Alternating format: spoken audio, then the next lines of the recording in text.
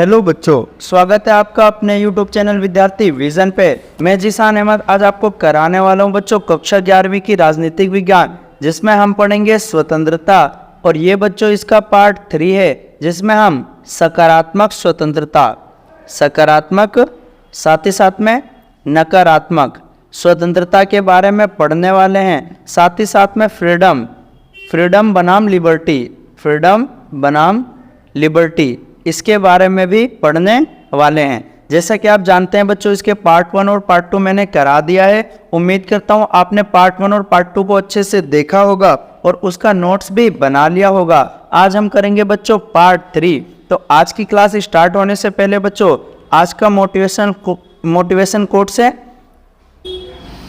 कि रख हौसला वो मंजर भी आएगा, प्यासे के पास समंदर भी आएगा, थक के ना बैठ ए मंजिल के मुसाफिर, मंजिल भी मिलेगी और मिलने का मजा भी आएगा। तो उम्मीद करता हूँ बच्चों आपको आज का मोटिवेशन कोट समझ में आया होगा। चलिए अभी स्टार्ट करते हैं हम आज की अपनी क्लास को। तो आज की क्लास का बच्चों पहला टॉपिक है हमारा स्वतंत्रता के आयाम। तो जैसा कि आप जानते हैं बच्चों, स्वतंत्रता के आयाम, और स्वतंत्रता के आयाम कितने हैं बच्चों? 2 प्रकार के हैं। कितने प्रकार के हैं? 2। एक है बच्चों सकारात्मक स्वतंत्रता और एक का नाम क्या है बच्चों? नकारात्मक स्वतंत्रता। स्वतंत्रता तो सकारात्मक स्वतंत्रता और नकारात्मक स्वतंत्रता। सबसे पहले बच्चों हम जानेंगे कि सकारात्मक स्वतंत्रता किसे कहते हैं। तो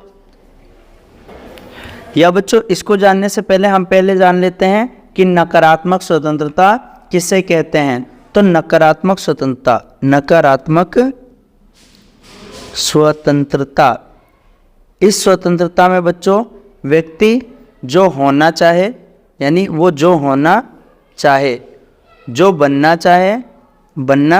चाहे, हो सके, बन सके, या जो करना चाहे कर सके, इसी को हम क्या बोलते हैं बच्चों? नकारात्मक स्वतंत्रता बोलते हैं। यानी यहाँ पे कोई भी बच्चों बाहरी हस्तक्षेप इसमें नहीं करेगा। यहाँ पे आपको बच्चों एक छोटा सा अहस्तक्षेप का दायरा होगा, अहस्तक्षेप का दायरा, जिसमें आपको कोई भी रोक टोक नहीं करेगा। यानी नकारात्मक स्वतंत्रता का मतलब यही होता है बच्चों कि आपको बंधनों का अभाव होगा। कानून और स्वतंत्रता ये कहते एक दूसरे के विरोधी हैं। तो इन सब चीज़ों के बारे में आपको नकारात्मक स्वतंत्रता में बच्चों पता चलेगी। तो स्वतंत्रता के आयाम कितने बच्चों? 2 हैं, यानी 2 आयाम हैं, नकारात्मक स्वतंत्रता और सकारात्मक स्वतंत्रता। नकारात्मक स्वतंत्रता किसे कहते हैं? यदि कोई व्यक्ति इसमें कुछ करना चाहे, होना चाहे, बनना चाहे, वो वैसा कर सके, बन सके और हो सके, यानी उसको ऐसा करने से रोका ना जाए, तो इसे हम क्या कहते हैं बच्चों? नकारात्मक स्वतंत्रता। इस तरह की स्वतंत्रता बच्चों औपचारिक स्वतंत्रता या नकारात्मक स्वतंत्रता कहलाती है। तो नकारात्मक स्वतंत्रता वह है जिसमें जो होना, बनना या करना चाहो, हो सको, बन सको और कर सको। ये ऐसा क्षेत्र होगा जिसमें बाहरी सत्ता हस्तक्षेप नहीं करेगी। यानी इसमें बच्चों बाहरी सत्ता का हस्तक्षेप नहीं होता है। ऐसे क्षेत्र की आवश्यकता है जिसमें व्यक्ति दूसरों से अबाधित रूप से व्यवहार कर सके। इसके समर्थक कौन है बच्चों? जॉन स्टुअर्ट मिल है ना, और F.A. होयक हैं। तो जॉन स्टुअर्ट मिल यानी J.S. मिल के साथ साथ बच्चों F.A. होयक, ये दोनों इसके नकारात्मक स्वतंत्रता के क्या हैं बच्चों? समर्थक हैं। उसके बाद आएगा बच्चों हमारा सकारात्मक स्वतंत्रता। सकारात्मक स्वतंत्रता यानी सकारात्मक स्वतंत्रता किसे कहते हैं? तो सकारात्मक स्वतंत्रता का मतलब होता है बच्चों कुछ करने की स्वतंत्रता के विचार की व्याख्या से जुड़ा है। इस प्रकार की स्वतंत्रता का सरोकार क्या है बच्चों? व्यक्ति और समाज के संबंधों की प्रकृति की स्थिति से, यानी व्यक्ति और समाज में क्या क्या संबंध है और उसकी प्रकृति और स्थिति कैसी है, इसके अनुसार मनुष्य के व्यक्तित्व के विकास में कम से कम अवरोध होने चाहिए। यानी कम से कम उसके ऊपर क्या होने चाहिए बच्चों? अवरोध होने चाहिए, यानी पाबंदियां क्या होनी चाहिए, कम से कम होनी चाहिए। यदि राज्य सार्वजनिक कल्याण का लक्ष्य प्राप्त करना चाहते हैं तो प्रबंध अनिवार्य होता है। व्यक्ति को अपनी क्षमताओं का विकास करने के लिए भौतिक और राजनीतिक या सामाजिक जगत में समर्थकारी सकारात्मक स्थितियों का लाभ मिलना ही चाहिए। समाज को ऐसा बनने का प्रयास करना चाहिए कि जो कि प्रत्येक व्यक्ति के विकास का रास्ता साफ करे। इसके समर्थक कौन थे बच्चों, एफ ग्रीन थे और प्रोफेसर ईसा बर्लिन थे। तो ये दो लोग क्या थे, सकारात्मक स्वतंत्रता के समर्थक है। आइए बच्चों इनमें अंतर हम इनके बीच अच्छे से समझते हैं। तो जैसा कि मैंने बताया बच्चों, एक नकारात्मक स्वतंत्रता होती है और एक सकारात्मक स्वतंत्रता होती है। नकारात्मक स्वतंत्रता कहती है बच्चों कि बंधनों का ना होना, बंधनों का ना होना, यानी कोई भी बंधन नहीं होने चाहिए। जैसे स्वतंत्रता की नकारात्मक अवधारणा का अर्थ है बंधनों का ना होना, अर्थात व्यक्ति को अपनी इच्छानुसार कार्य करने से छूट देनी चाहिए। तो पहला पॉइंट क्या हो गया बच्चों, बंधनों का ना होना। दूसरा पॉइंट आएगा बच्चों इसमें, कानून व स्वतंत्रता विरोधी होते हैं। कानून व स्वतंत्रता यानी ये लिबर्टी और स्वतंत्रता क्या होते हैं, एक दूसरे के विरोधी होते हैं। तो नकारात्मक स्वतंत्रता के अनुसार कानून और स्वतंत्रता परस्पर में आपस में विरोधी हैं और कानून स्वतंत्रता की रक्षा नहीं अपितु उसे नष्ट करना चाहता है। तो ऐसा कौन कहते हैं, जो नकारात्मक स्वतंत्रता के विचारक हैं। तीसरा पॉइंट आता है बच्चों इसमें कि व्यक्तिगत हित जो होता है वो सामाजिक हित से अलग होते हैं। यानी इंसान की अपनी व्यक्तिगत हित होता है, व्यक्तिगत हित सामाजिक हित से अलग होते हैं। एक होता है बच्चों सामाजिक हित, ये दोनों क्या हैं, अलग अलग हैं। ये कौन लोग कहते हैं, जो नकारात्मक स्वतंत्रता के पक्षधर होते हैं। तो तीसरा क्या है बच्चों कि नकारात्मक स्वतंत्रता के अनुसार व्यक्तिगत हित और सामाजिक हित दोनों अलग अलग होते हैं और नकारात्मक स्वतंत्रता का तर्क यह स्पष्ट करता है कि व्यक्ति क्या करने से मुक्त है। चौथा पॉइंट तो आपको पता ही है बच्चों कि नकारात्मक स्वतंत्रता का तर्क यह स्पष्ट करता है कि व्यक्ति क्या करने से मुक्त है। पांचवा, नकारात्मक स्वतंत्रता का सरोकार हस्तक्षेप के अनुलंघनीय क्षेत्र के इस क्षेत्र से बाहर समाज की स्थिति से है। यानी चौथे पॉइंट में आएगा बच्चों कि व्यक्ति क्या करने के लिए मुक्त है ना, व्यक्ति क्या करने से मुक्त है उसके बारे में है। और पांचवा पॉइंट बच्चों इसी के अंदर आएगा कि एक हस्तक्षेप का क्षेत्र होता है, हस्तक्षेप का क्षेत्र होता है, यानी वहाँ पे कोई भी आपको हस्तक्षेप नहीं कर सकता। तो नकारात्मक स्वतंत्रता बच्चों बंधनों का ना होना, कानून व स्वतंत्रता एक दूसरे की विरोधी हैं, व्यक्तिगत हित और सामाजिक हित अलग अलग होते हैं। व्यक्ति क्या इसमें है। चौथे में नकारात्मक स्वतंत्रता का तर्क यह स्पष्ट करता है कि व्यक्ति क्या करने से मुक्त है। और पांचवा है बच्चों एक हस्तक्षेप का क्षेत्र होगा जहाँ पे आपको कोई भी रोक टोक नहीं होगी। दूसरा है बच्चों सकारात्मक स्वतंत्रता।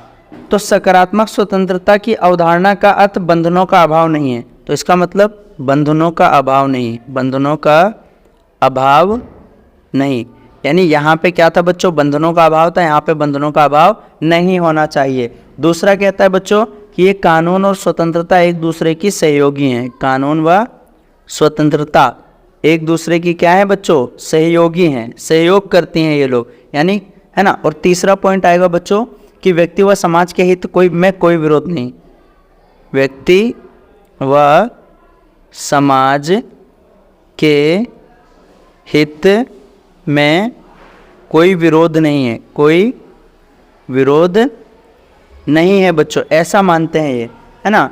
तो ध्यान रखना सकारात्मक स्वतंत्रता के अनुसार व्यक्ति के हित और समाज के हित दोनों में कोई विरोध नहीं है। चौथा है बच्चों कि सकारात्मक स्वतंत्रता के तर्क कुछ करने की स्वतंत्रता के विचार की व्याख्या से जुड़ा है। सकारात्मक स्वतंत्रता के पक्षधरों का मानना है कि व्यक्ति केवल समाज में ही स्वतंत्र हो सकता है, समाज से बाहर वो स्वतंत्र नहीं हो सकता। तो इन दोनों डेफिनेशन को आपको याद करना है बच्चों। नकारात्मक स्वतंत्रता और सकारात्मक स्वतंत्रता में क्या अंतर है, इसको पॉइंट के माध्यम से अच्छे से बारीकी से समझना है। उसके बाद बच्चों आपका अगला टॉपिक है अभिव्यक्ति की स्वतंत्रता। अभिव्यक्ति की स्वतंत्रता। अभिव्यक्ति की स्वतंत्रता का मतलब होता है बच्चों कि हम अपने आप को अभिव्यक्त कर सकें, अभिव्यक्त कर सकें। फ्रीडम ऑफ एक्सप्रेशन यानी कि हमारे मन में जो विचार हैं, मन के विचारों को भी हम बाहर ला सकें, इसी को हम क्या कहते हैं बच्चों? अभिव्यक्ति की स्वतंत्रता।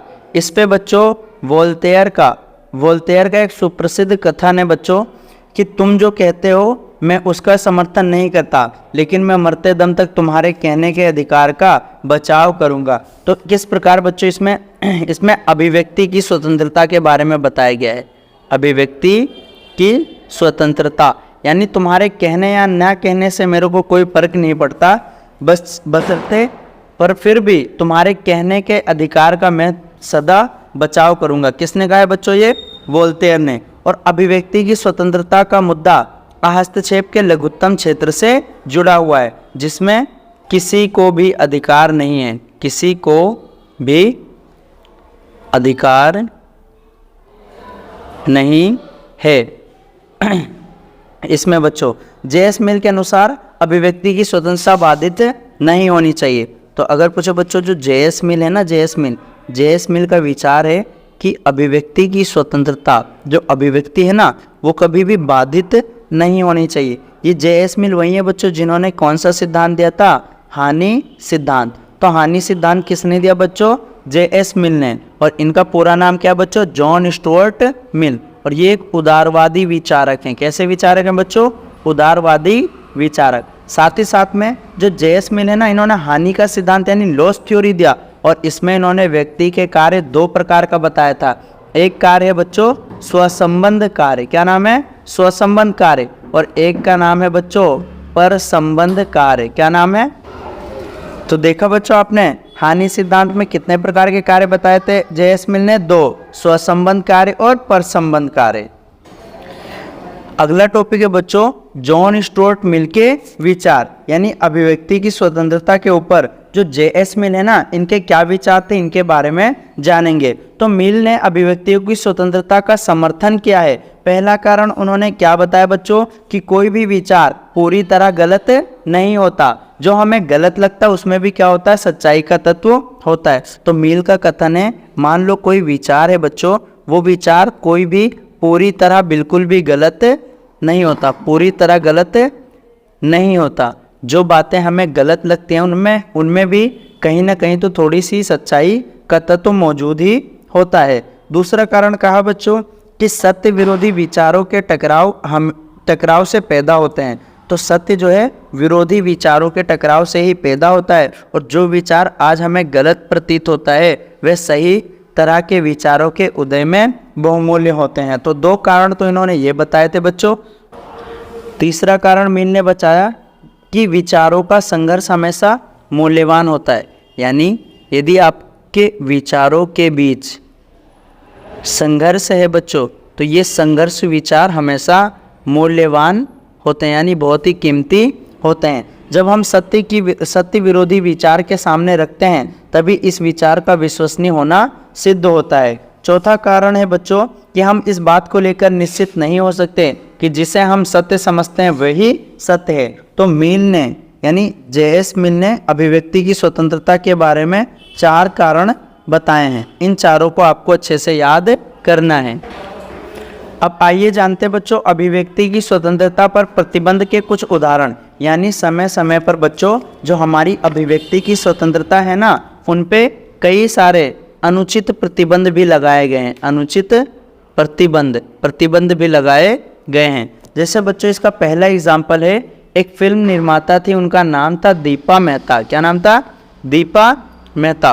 और ये काशी में विधवाओं के जीवन के ऊपर बच्चों मूवी बनाना चाहती थी, लेकिन क्या हुआ, काशी में इनको मूवी बनाने से रोक दिया गया और बाद में ये मूवी कहीं दूसरी जगह बनी। और इसका कारण ये बताया गया बच्चों कि जो काशी है ना, वो एक धार्मिक स्थान है और इससे काशी की छवि खराब होगी। और जो मूवी बन रही है बच्चों, वो सिर्फ विदेशी दर्शकों को आकर्षित करने के लिए बनाया जा रहा है। दूसरा एग्जाम्पल है बच्चों आपको ओब्रे मेनन, यानी ओब्रे मेनन का।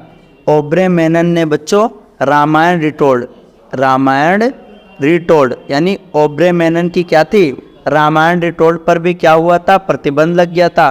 साथ ही साथ में बच्चों सलमान रुश्दी की द सैटेनिक वर्सेस यानी सलमान रुश्दी की क्या थी बच्चों, द सैटेनिक वर्सेस पर भी प्रतिबंध लग गया था। और the last temptation of Christ नामक फिल्म पे और मी नाथुराम गोडसे नामक नाटक को भी उन्होंने क्या किया था, प्रतिबंधित कर दिया था। तो जैसा कि हमने देखा बच्चों कि फिल्म निर्माता जो दीपा मेहता थी, उनके द्वारा विधवाओं के जीवन में काशी में फिल्म बना रहा था, लेकिन फिल्म को बनाने नहीं दिया गया। ओब्रे मेनन की जो रामायण रिटोल्ड थी उसको भी प्रतिबंधित कर दिया गया। सलमान रुश्दी की द लास्ट सैटेनिक वर्सेस पर प्रतिबंधित कर दिया गया। The last temptation of Christ नामक फिल्म बनी थी और मी नाथुराम बोलते नामक नाटक को भी प्रतिबंधित कर दिया गया था। यानी ये सारी चीज़ें हमें दिखाती है बच्चों कि अभिव्यक्ति की स्वतंत्रता पे किस प्रकार से प्रतिबंध को लगाया गया था। साथ ही साथ में बच्चों इस तरह के प्रतिबंध जो है आसान है लेकिन अल्पकालिक समाधान है। ये स्वतंत्रता की दूरगामी संभावनाओं की दृष्टि से ये प्रतिबंध क्या है बच्चों, खतरनाक है। एक बार प्रतिबंध लगाने पर प्रतिबंध की आदत ही विकसित हो जाती है और वाद विवाद के सवाल किस स्थिति में प्रतिबंध लगाना चाहिए, किस स्थिति में नहीं, ये बच्चों वाद विवाद का सवाल है। इसी तरह बच्चों जैसा कि आपने सुना है कि इंग्लैंड के राज परिवार में अगर कोई नौकर या नौकरानी काम करते हैं ना, तो उनसे पहले बच्चों कॉन्टेक्ट कराया जाता है कि जब भी वो यहाँ से निकलेंगे तो वो ना तो कोई इंटरव्यू दे सकते हैं, ना ही कोई बुक लिख सकते हैं, ना ही कोई आर्टिकल छाप सकते हैं कि महल के अंदर कौन लोग कैसे कार्य करते हैं, या महल के अंदर की बातों को बाहर बता नहीं सकते। साथ ही साथ में बच्चों जब प्रतिबंध किसी संगठित सामाजिक, धार्मिक या सांस्कृतिक सत्ता या राज्य की शक्ति के बल पर लगाए जाते हैं, तब ये हमारी स्वतंत्रता की कसौटी इस प्रकार करते हैं कि उनके खिलाफ लड़ना मुश्किल हो जाता है। तो स्वेच्छापूर्वक स्वीकार प्रतिबंधों से स्वतंत्रता में कटौती। अगला टॉपिक है बच्चों स्वतंत्रता यानी लिबर्टी बनाम स्वतंत्रता, फ्रीडम। तो स्वतंत्रता को बच्चों लिबर्टी बनाम स्वतंत्रता, फ्रीडम, हम प्रायः स्वतंत्रता की संकल्पना को फ्रीडम तथा लिबर्टी के समानार्थक यानी एक दूसरे को एक जैसे शब्दों के रूप में प्रयोग होते हुए देखते हैं। लेकिन इन दोनों संकल्पनाओं में बच्चों क्या है, कुछ मूलभूत अंतर पाया जाता है जिन्हें समझना बहुत ही जरूरी है। लिबर्टी मैंने बताया था बच्चों लैटिन शब्द से आया है जिसका अर्थ क्या होता है, मुक्त होना। लिबर्टी लाइबर, और लाइबर क्या है बच्चों, लैटिन भाषा से है, इसका मतलब क्या होता है, मुक्त होना है। जबकि स्वतंत्रता लिबर्टी अंग्रेजी शब्द फ्रीडम से बना है जिसका अर्थ है मुक्त राज्य यानी फ्रीडम। अगर पूछे बच्चों आपसे फ्रीडम का मतलब क्या होता है, मुक्त राज्य, फ्री स्टेट होता है। लिबर्टी व्यक्ति की स्वतंत्रता की इच्छा के अनुसार कार्य करने तथा स्वयं की अभिव्यक्त करने की शक्ति, यानी लिबर्टी मतलब खुद को अभिव्यक्त करो, और फ्रीडम का शाब्दिक अर्थ क्या होता है, मुक्त राज्य होता है। जबकि बच्चों फ्रीडम जो है किसी के कार्य को सुनिश्चित करने की शक्ति होती है। फ्रीडम लिबर्टी से अधिक ठोस संकल्पना है। अगर पूछे बच्चों फ्रीडम और लिबर्टी में कौन सा बड़ा कॉन्सेप्ट है, तो ये बच्चों बड़ा कॉन्सेप्ट है। लिबर्टी तो छोटी है लेकिन बड़ा कॉन्सेप्ट क्या है बच्चों, फ्रीडम। और फ्रीडम का मतलब क्या होता है बच्चों, मुक्त राज्य, और लिबर्टी का मतलब क्या होता है, मुक्त व्यक्ति। तो फ्रीडम व्यक्ति के राज्य के साथ, अन्य व्यक्तियों के साथ एवं परिस्थितियों के साथ संबंध की संकल्पना है, यानी ये सबके साथ की स्वतंत्रता बताता है। राज्य लिबर्टी के माध्यम से अपने नागरिकों को फ्रीडम की गारंटी प्रदान करता है। तो बच्चों स्वतंत्रता, फ्रीडम यानी एक मुक्त व्यक्ति की स्थिति, कार्य करने की शक्ति या कुछ करने के लिए स्वतंत्रता होता है। तो स्वतंत्रता यानी फ्रीडम, और स्वतंत्रता लिबर्टी यानी बच्चों उसकी स्वतंत्र इच्छा की अवस्था होता है, निर्णय लेने की शक्ति होता है और किसी व्यक्ति से स्वतंत्रता के बारे में बात करता है। तो ये था बच्चों आपका चैप्टर। ये पूरा चैप्टर बच्चों आपका स्वतंत्रता मैंने कंप्लीट करा दिया है। आइए एक बार हम क्विक रिवीजन करते हैं बच्चों कि इस चैप्टर में हमने आखिर क्या क्या पढ़ा है। तो सबसे पहले बच्चों हमने पढ़ा स्वतंत्रता। स्वतंत्रता को हम क्या कहते हैं बच्चों, लिबर्टी, और लिबर्टी बनाम फ्रीडम भी हमने पढ़ा।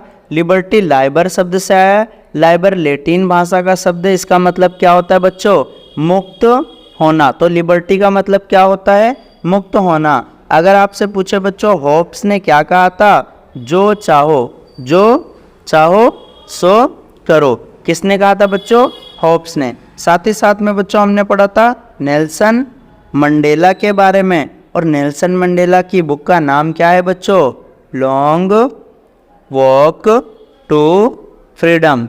और नेल्सन मंडेला को कितने साल तक जेल में रखा गया था बच्चों, 28 साल तक इनको जेल में बंद किया गया था। अगर पूछे साउथ अफ्रीका कब आज़ाद हुआ बच्चों, 26 अप्रैल 1994 को। और साउथ अफ्रीका कैसा देश है बच्चों, एक इंद्रधनुषी देश है। वहाँ पे क्या था बच्चों, रंग भेद था, यानी रंग के आधार पे भेदभाव था। उसके बाद आती हैं बच्चों दूसरा हमारी आंग सान सूकी, और आंग सान सूकी की बुक का नाम क्या था बच्चों, फ्रीडम फ्रॉम फियर।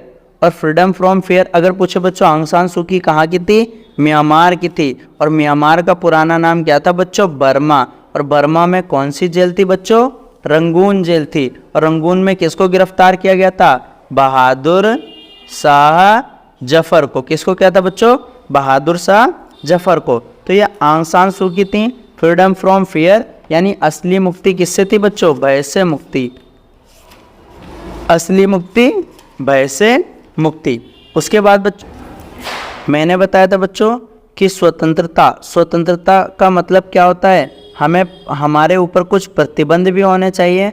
और प्रतिबंध बच्चों कानून के द्वारा भी लगाया जा सकता है, और जबरदस्ती भी लगाया जा सकता है। जो तानाशाही सरकार है ना, तानाशाही सरकार, वहाँ पे बच्चों जबरदस्ती प्रतिबंध हम पे आरोपित किए जा सकते हैं। उसके बाद बच्चों मैंने आपको पढ़ाया था हानि सिद्धांत के बारे में। तो हानि सिद्धांत किसने दिया बच्चों, J.S. मिल ने। किसने दिया, J.S. मिल ने। और J.S. मिल ने कौन सा लेख लिखा था बच्चों, ऑन लिबर्टी। और उसी ऑन लिबर्टी से आया था बच्चों हानि सिद्धांत। और अगर पूछे ये कैसे होते बच्चों, उदारवादी विचारक थे। कैसे विचारक थे, उदारवादी। J.S. मिल ने व्यक्ति के कार्य को दो प्रकार से बताया बच्चों, एक था स्वसंबंध कार्य और दूसरे का नाम क्या था बच्चों, पर संबंध कार्य। स्वसंबंध कार्य उसे करते हैं जिसका प्रभाव सिर्फ कर्ता पे पड़ता था, और पर संबंध उसे कहते हैं बच्चों जिसका प्रभाव कर्ता के अलावा भी अन्य व्यक्तियों पे पड़ता है। तो उसे हम क्या कहते हैं बच्चों, पर संबंध कार्य कहते हैं। तो ये था बच्चों आपका हानि सिद्धांत। और कानून हमेशा कानून किस पे बनेगा बच्चों, कानून किस में बनेगा, पर संबंध कार्य पर ही बनाया जाएगा। उसके बाद बच्चों आज मैंने आपको पढ़ाया है सकारात्मक स्वतंत्रता के बारे में, साथ ही साथ में नकारात्मक स्वतंत्रता के बारे में पढ़ा है। इसके बीच का बच्चों अंतर जरूर कर लेना, और ये अंतर आपके बच्चों 5 मार्क्स में आने वाले हैं। उसके बाद मैंने बताया बच्चों आपको अभिव्यक्ति की स्वतंत्रता, और अभिव्यक्ति की स्वतंत्रता बच्चों कभी भी बाधित नहीं होनी चाहिए। किसने कहा है बच्चों, J.S. मिल ने। और इसके कितने कारण बताए बच्चों, इन्होंने 4 कारण भी बताए हैं। साथ ही साथ में वोल्टेयर का कथन बच्चों कि तुम जो कहते हो मैं उसका समर्थन नहीं करता, लेकिन मैं मरते दम तक तुम्हारे कहने के अधिकार का बचाव करूंगा। और अभिव्यक्ति की स्वतंत्रता पे बच्चों प्रतिबंध यानी दीपा मेहता के बारे में पढ़ना है बच्चों आपको, जो काशी पे मूवी बना रहे थे। साथ ही साथ में ओब्रे मेनन की जो रामायण रिटोल्ड थी उस पर भी पढ़ना है बच्चों। और सलमान रुश्दी की द सैटेनिक वर्सेस, इन सभी को बच्चों आपको याद करना है। ये आपके MCQ में जरूर से जरूर पूछे जाएंगे। ये 2 क्वेश्चन बच्चों आपके लिए आपको कमेंट कर जरूर बताना है कि ओब्रे मेनन की फिल्म का नाम क्या था और वोल्टेयर का कथन क्या था। तो उम्मीद करता हूँ बच्चों आपको आज की वीडियो समझ में आई होगी। वीडियो से रिलेटेड कोई भी क्वेरी, कोई भी डाउट है आप बच्चों कमेंट बॉक्स में जरूर पूछ सकते हैं, हम उसका आंसर जरूर देंगे। साथ ही साथ में आपको बच्चों किसी भी चीज़ में दिक्कत है, कोई परेशानी है तो आप हमें कमेंट कर पूछ सकते हैं। कोई भी कॉन्सेप्ट छूट गया बच्चों तो आप हमें कमेंट में बता सकते हैं। तब तक के लिए बच्चों जय हिंद बच्चों।